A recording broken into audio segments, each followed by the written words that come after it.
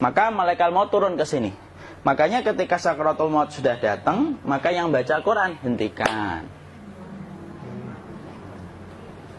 Kenapa? Oh, memang gitu ya. Jangan semakin kencang. Ayo Pak, insyaallah Pak gitu. Al-Baqarah Pak, Al-Baqarah Pak. Al-Kahfi, Al-Kahfi. Enggak lah. Yang baca Quran berhenti dulu. Kemudian digantikan dengan kita mentalkin. Antum agak ke sana dikit. Masya Allah ya. Orang yang meninggalnya kooperatif ini.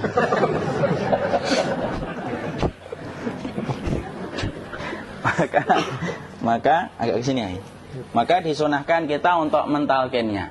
Nanti ketika mentalkin jangan terlalu sering, jangan terlalu membebani. Jangan terlalu sering itu la ilaha illallah, la ilaha illallah. Enggak gitulah. Berat nanti dia ngerasakan. Di situ Imam Qurtubi juga menyampaikan, jangan terlalu sering karena itu memberatkan dadanya. Jadi ketika mentalkin, saya sampaikan, boleh diganti atau enggak Ustadz? Enggak lah, talkin itu ibadah. Ibadah itu tauqifiyah. Tauqifiyah itu enggak usah diganti. Karena Rasulullah mengatakan, lakinu ala mautakum la ilaha illallah. Talkin orang yang meninggal di antara kalian dengan la ilaha illallah. Enggak usah diganti Allah Ustadz yang lebih singkat, lebih pendek. Enggak usah. Subhanallah Ustadz, enggak usah. Kenapa? Karena talqin sudah ditetapkan ucapannya oleh Nabi, begitulah kita mencontohnya. Jadi tidak usah diganti. Cara mentalqin, jadi kalau keadaan sudah tenang, tolong kalau sudah sakaratul maut jangan ditinggalkan. Karena sesungguhnya pertempuran setan itu pada detik-detik kematian semacam ini. Dan betul-betul berusaha untuk menjadikan dia murtad. Nanti makanya di situ di buku nanti dibahas kan, pertempuran setan itu sampai detik-detik orang mau mati itu sudah ayo kufur, murtad aja tuh, kamu sakit kan? Nah, itu kayak gitu. Makanya jangan ditinggal. Capek gitu kok nggak meninggal-meninggal gitu ya. Udah gantian Mas. Dan jangan kemudian meninggalkannya. Mangkat dulu gitu. Tidaklah, janganlah. Terus ditampingi terus. Kalau bisa ya sudahlah, berikan waktunya kita untuk sementara waktu itu betul-betul berkhidmah kepada orang yang kita cintai terakhir kalinya. Cara kita kemudian mentalkin adalah, yaitu adalah di sebelah kanannya la ilaha illallah. Biarkan dia mencerna dulu, tidak usah buru-buru kemudian kita langsung nimpali lagi. Dia mencerna dulu sembari kita doakan, peluk, ya Allah dimudahkan gitu. Kalau ada orang yang bisa ngucapin la ilaha illallah, itu siapa yang memberikan itu Ustaz? Yang memberikan kekuatan Allah Pak. Karena ngomong aduh aja sudah tidak mampu. Makanya Allah berfirman dalam surat Ibrahim, yusabbitullahu alladhina amanu bil qawli tsabit fil hayatid dunya wa fil akhirah. Allah teguhkan perkataan orang yang beriman dalam kehidupan dunia dan akhirat. Dunia itu ya ketika menjelang kematiannya. Makanya dia bisa ngomong la ilaha illallah. Sebenarnya ngomong aduh aja udah gak mampu. Kalau bisa ngomong, dia mesti ngomong aduhnya dulu. Tapi Allah yang menggerakkan. Ngomong la ilaha illallah. Makanya mangkana akhiru kalamihi la ilaha illallah dakhalal jannah. Barang siapa akhir kalamnya itu adalah la ilaha illallah, pasti masuk surga. Makanya kita lagi la ilaha illallah. Dah. Cara dulu. Enggak usah minta diburu-buru ya. Enggak usah gini. Ayo la ilaha illallah. Ayo.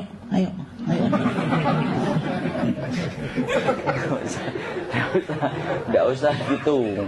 Ya, biarkan dia pelan-pelan gitu. Ayo tapak, ya Allah capek saya Pak. Enggak usah. Ya ucapkan la ilaha illallah. Kemudian dia mencerna. Lalu kalau dia sudah mengatakan, untuk mengatakan la ilaha illallah. Ya, kalau sudah mengatakan la ilaha illallah, berarti sudah. Tidak usah ditalkin lagi, tidak usah. Belum meninggal juga Ustaz? Tidak apa-apa, biarin aja. Dia di situ aja.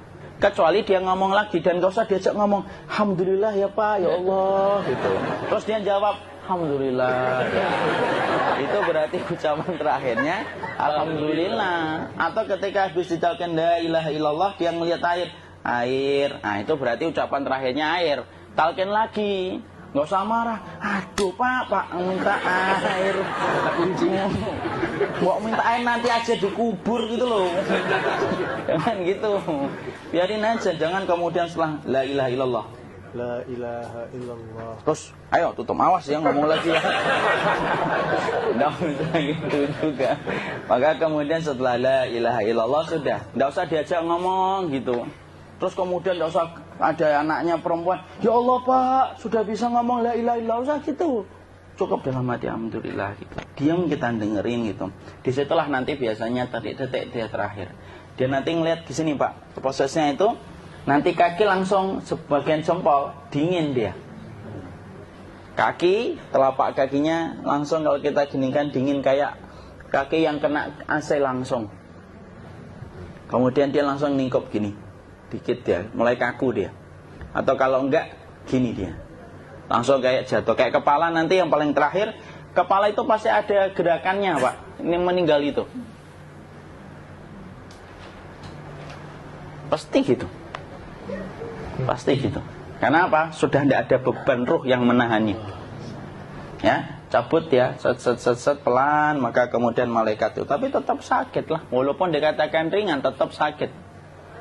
Maka kemudian sakit gitu, ngelewatin sini, jantung kemudian sudah tidak berfungsi. Kemudian ginjal Pak, ngelewatin ginjal tidak berfungsi. Bapak bayangkan kan, kalau yang pernah sakit batu ginjal Pak, sepakat nggak kalau kita batu ginjal itu sakitnya luar biasa Pak? Itu baru titik batu kecil di ginjal. Kita bisa bayangkan tiba-tiba ginjal tidak berfungsi, sakitnya kayak apa Pak? Tiba-tiba ginjal nggak berfungsi, pankreas naik, kemudian tek jantung. Jantung ini dia masih hidup dia, di sininya masih hidup walaupun jantungnya sudah berhenti. Naik. Kemudian mata, dia ngelewatin mata.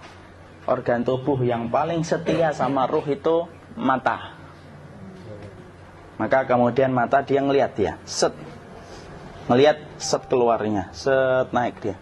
Jadi lihat ini sama dia. Makanya Rasulullah mengatakan innar ruha idza qubida tabi'ahul basar. Ruh itu kalau dicabut, mata itu ngikutin kemana perjalanan ruh itu. Makanya ada yang meninggalnya gini. Ya itu bukan tanda su'ul khatimah, itu tanda fitrahnya mata ngikutin ruh. Atau kemudian bukanya sedikit. Ada yang kayak senyum Pak, ada yang kesini yang keringetan, nah itu tanda husnul khatimah. Ada yang senyum.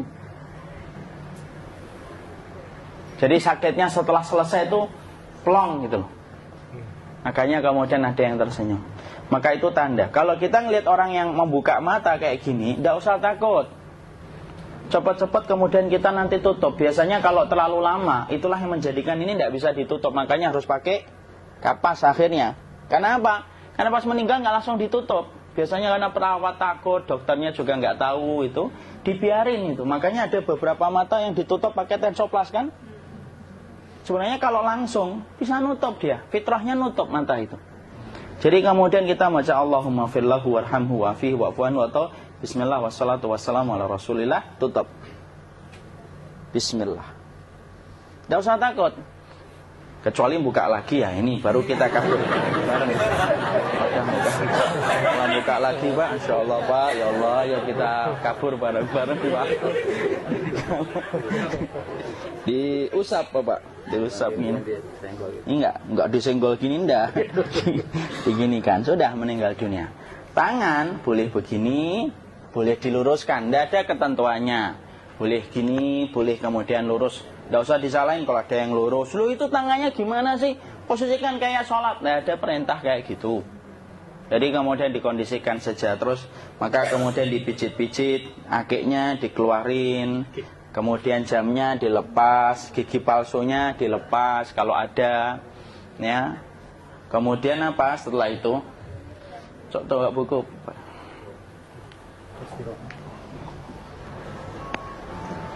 Kemudian kalau bisa awal-awal kemudian taruh buku atau sesuatu yang agak berat di perutnya ketika baru meninggal dunia.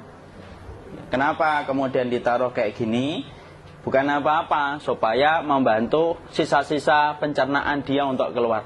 Nanti Pak, biasanya kalau kita taruh agak yang berat gini atau kemudian kita gini-gini kan, ini udah makan belum Maki?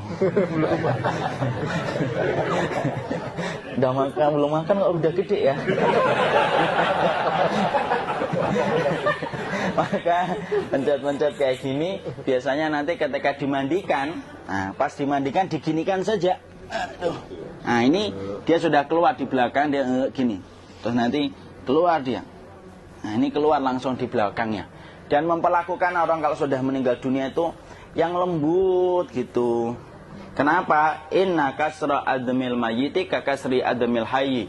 Mematahkan tulangnya ketika orang sudah meninggal dunia itu lebih dia rasakan sakit ketika mati daripada ketika masih hidup. Tuh Islam itu sampai sama orang mukmin itu kalau sudah meninggal aja sampai selembut itu. Kok hidup kasar itu kebangetan dia jadi orang itu. Mau sampai orang mati itu kemudian disuruh yang lembut. Kalau ada aib disuruh nutup, tidak boleh diceritain. Misalkan di belakangnya beliau ini ada tompel, gagah-gagah tompelnya gede gitu. Tidak boleh cerita, Masya Allah loh. Sampai segitunya sunnah itu ngajarin kita untuk nutup aib. Kalau ada orang belajar sunnah sukanya buka aib, nyari-nyari kesalahan orang. Sunnah yang mana dia pelajari itu saya bingung. Makanya kemudian gini, setelah selesai maka kemudian tutup dengan kain. Maaf ya, Ki. Ya. Nanti kalau nggak kuat napas ngomong ya. Maka ditutup kayak gini, ditempatkan kemudian jangan di tanah tapi di atas dipan. Karena apa? Syekh Abu Malik Kamal Said Salim dalam Sahih Fikih Sunnah menyampaikan supaya tidak cepat busuk. Dia taruh di atas. Kemudian ditutup pakai kain apa saja. Ya, sembari nanti kita mempersiapkan tempat mandinya, tempat kafannya dan yang lain sebagainya. Maka kemudian kalau ada yang datang boleh dibuka. Kemudian kita mencium ininya apa? Kemudian keningnya. Kemudian kita berdoa, nutup lagi kayak Rasulullah ditutup, kemudian yang datang terakhir itu salah satunya Abu Bakar. Dibuka kemudian beliau, ya Allah ya Rasulullah, engkau adalah orang yang percaya hidup dan matimu, dan tidak mungkin Allah itu mematikan engkau 2 kali ya Rasulullah. Maka kemudian ditutup kembali. Saat itu para sahabat dalam keadaan mendung semuanya. Maka disitulah kita lakukan kayak gini. Ditutup gini Ustaz ya. Kasihan tidak bisa napas, insya Allah tidak butuh napas lagi. Jadi kemudian kita semacam ini kita persiapkan apa yang bisa kita lakukan. Nah itulah proses kematian dari sakit sakaratul maut sampai kematian.